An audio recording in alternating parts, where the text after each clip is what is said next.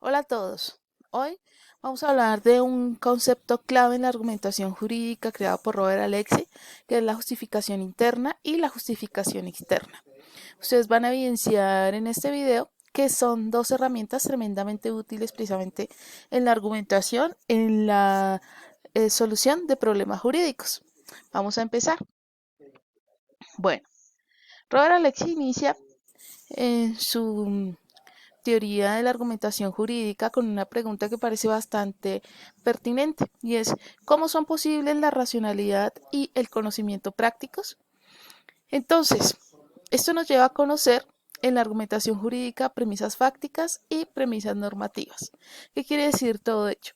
Pues que si vamos a formalizar la estructura de los problemas jurídicos de la cuestión jurídica, es inevitable reconocer dos partes. Por un lado, que existen juicios normativos, juicios en un sentido amplio de carácter jurídico, que puede caber allí leyes, dogmática, jurisprudencia, de hecho hasta normas intuitivas, ¿bien? Que nos van a explicar precisamente los hechos, las situaciones de la empiria del mundo real. Eso se llaman premisas fácticas, situaciones de hecho de la vida real, ¿bien?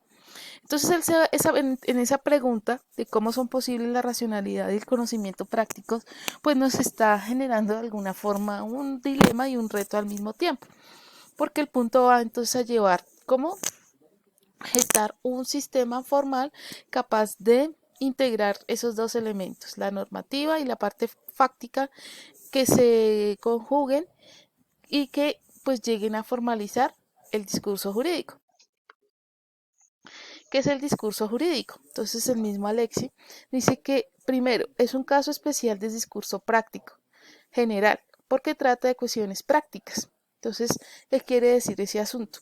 Pues que dentro de la amplia gama de discusión del discurso, sobre todo ubíquense un poco en el siglo XX, ha ocurrido el giro lingüístico, tenemos a personajes como Gadamer, Habermas, estamos hablando de la hermenéutica. Entonces, el discurso jurídico no llega como un discurso metafísico, ni como un discurso que va a hacer una reflexión en torno a elementos más allá de lo real, de lo empírico. Por eso es una cuestión práctica. El discurso jurídico se refiere a hechos del mundo real. Eso es a lo que se refiere. Bien. Ahora, en segundo lugar, el discurso jurídico trata de justificar una afirmación o problema jurídico. Eso sí es clave. Es decir, primero que todo el discurso jurídico es práctico, empírico, fáctico y trata de justificar un problema jurídico, es decir, un problema de la vida real en torno a las leyes, ¿sí? Donde intervienen las leyes. Entonces, en esa medida, Robert Alexi hace esta división. El discurso jurídico trata de justificar una afirmación o problema jurídico y para eso es importante hablar de la justificación interna y la justificación externa. Perfecto. Vamos a ver de qué trata cada una de ellas. La justificación interna, esto es clave, nunca se les vaya a olvidar. Si hemos de darle una estructura, sería la estructura del silogismo jurídico. ¿Por qué razón? Porque tiene una premisa mayor normativa, una premisa menor fáctica y una conclusión. Ya en otras sesiones hemos hablado del silogismo jurídico y hemos reconocido que el silogismo jurídico es la estructura base de las decisiones judiciales.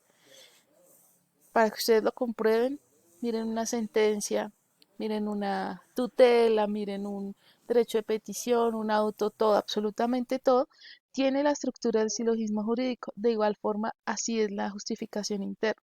Es decir, hay una premisa mayor normativa, las leyes, hay una premisa menor fáctica, los casos, y se llega a una conclusión. Entonces vemos los antecedentes, los vistos y el resuelve. Siempre va a estar. En otros contextos se va a llamar eh, la petición, en otros contextos, dependiendo de las circunstancias, pues va a cambiar su nombre. Bien. Pero siempre va a haber una premisa mayor normativa, siempre se va a hablar de leyes, siempre se va a hablar de hechos para llegar a una conclusión, se integra. Bueno, ahora, para Robert Alexi, esa justificación interna debe tener estos 5 elementos. Primero, el principio de justicia formal. ¿Qué quiere decir eso? Bueno, es una regla en la que se establezca una obligación. Todas las personas de una misma categoría deben estar dentro de esa categoría. El principio de justicia realmente es creado por Robert Alexi y, perdón, por Perelman, y dice que lo igual debe ser tratado como igual, lo diferente como diferente. Entonces, cuando decimos que en la justificación interna debe estar el principio de justicia formal, quiere decir que podemos universalizar a un grupo de personas en una situación dada y esa categoría aplica para ese grupo de personas. Bien. Segundo, se debe recurrir por lo menos a una norma universal, es decir, siempre en la justificación interna, la premisa mayor debe ser al menos una norma universal, al menos un hecho jurídico universal. Por ejemplo, para que ustedes entiendan, un hecho jurídico universal puede ser los delitos, todos los delitos tienen una condena, ¿sí? Eso es una norma universal. No se encuentra plasmado en una ley específica. Yo no voy a decir, según el Código Penal, en el artículo tal se dice que hurto tiene una condena. No, pero sabemos intuitivamente que es una norma universal. Ahora, dice, el juicio jurídico se debe derivar lógicamente por lo menos de una norma universal junto con otras afirmaciones. Entonces, además de existir esa premisa universal, esa norma universal, se debe desprender de dicha norma una situación de carácter universal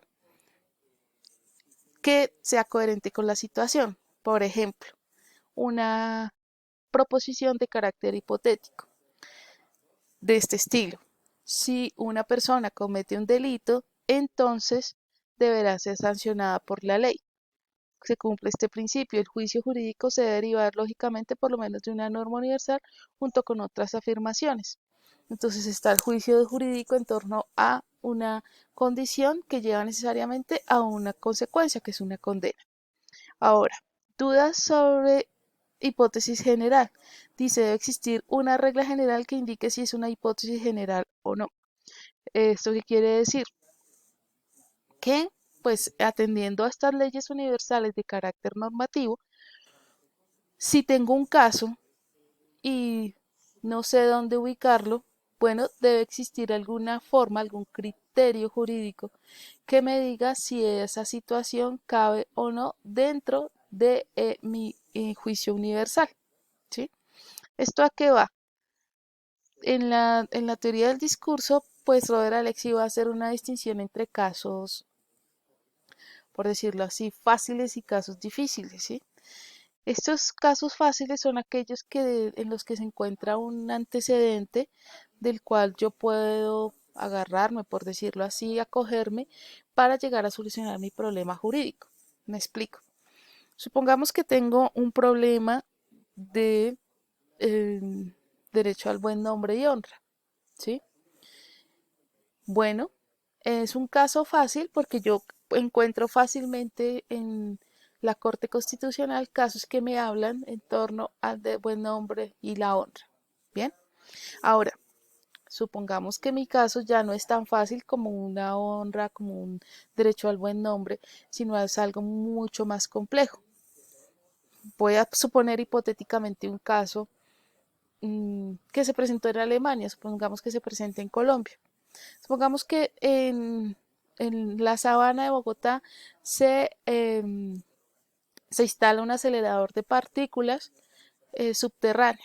Entonces, una persona X interpone una tutela por el derecho a la vida, arguyendo que el acelerador de partículas muy seguramente va a generar un agujero negro y va a acabar con su vida. ¿Sí? Ese es un caso difícil. ¿Por qué razón? Porque no hay antecedentes, ¿sí? Segundo, eh, porque el derecho por sí solo no puede dar cuenta de la situación, tiene que acercarse a la mecánica cuántica para llegar a saber si la creación de un acelerador de partículas puede llegar a deteriorar la vida de una persona de un momento a otro generando un agujero negro. Entonces, esos son casos difíciles. Y para los casos difíciles aplica esto, duda sobre hipótesis general. Ahí es cuando decimos, bueno, pues eh, debe haber algún criterio que me permita reconocer en un caso X difícil si las leyes que yo estoy utilizando son pertinentes o no. Entonces, este principio de la justificación interna nos está hablando de la pertinencia de una normativa y de la aplicación de una ley en unos casos especiales. Para eso, digamos, se requiere astucia, se requiere pues haber leído ciertos casos, en fin. Bueno, y el último elemento de la justificación interna es una normativa universal, debe ser en vía de la deducción detallada, a tal grado que no deje lugar a dudas que cierto caso real constituye una realización de la hipótesis en ella prevista. Entonces, esto en relación con lo anterior, pues va a insistir en la necesidad de que la norma universal utilizada en el caso jurídico que yo estoy trabajando debe ser la que corresponde, ¿sí? Entonces, estas dos las podemos sintetizar como la pertinencia de la aplicación de normas universales a ciertos casos.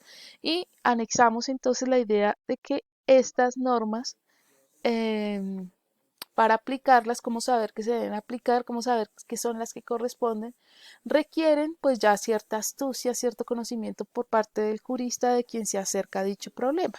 Bien, bueno, entonces hasta ahí nuestra primera parte en relación con la justificación interna. En el siguiente video entonces hablaremos de la justificación externa y de cómo se llega al proceso de trabajo de las dos. Muchas gracias.